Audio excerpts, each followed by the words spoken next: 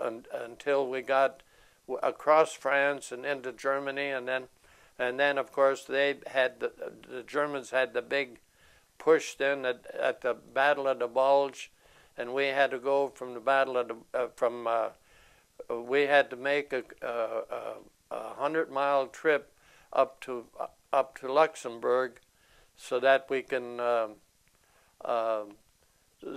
help at the Battle of the Bulge. And we got up there 4 days after the Bulge started, and then I was up there for 5 weeks before we got that settled. And what we had to do is secure places there for the tanks, so that the tanks was not running into these mines.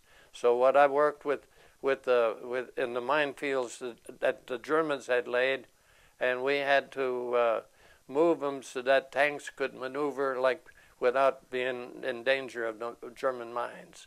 So I worked with that. That was our big object there that I was with. We had been in a convoy going up there, and we traveled over 100 miles in 20 hours.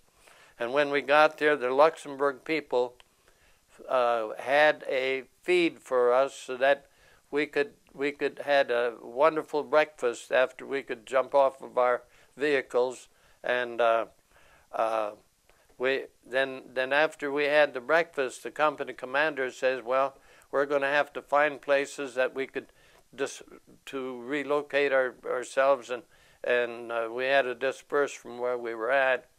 And then we got to the backyard of a residence where there was a 2-story house, and a shed in the backyard. So we decided we were going to go into that shed, and that was going to be our headquarters, so that we were going to work out of there.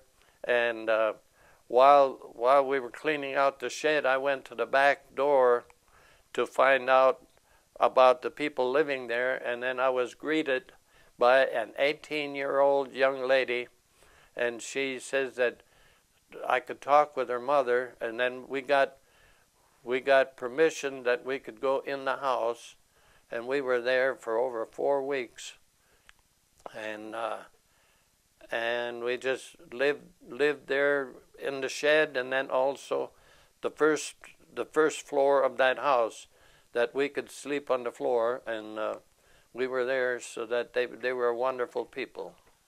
After we had crossed the Moselle River, then we got across about 30 miles past into Germany, and then what happened was the supply of gasoline and diesel fuel was not keeping up with us, so that our vehicles were grounded. And then after vehicles were grounded, the Germans were taking advantage of that, and they had pushed us back then, so that we had to scrounge for ourselves to get out of there before they could capture us. And I did have some close encounters with the Germans at that time.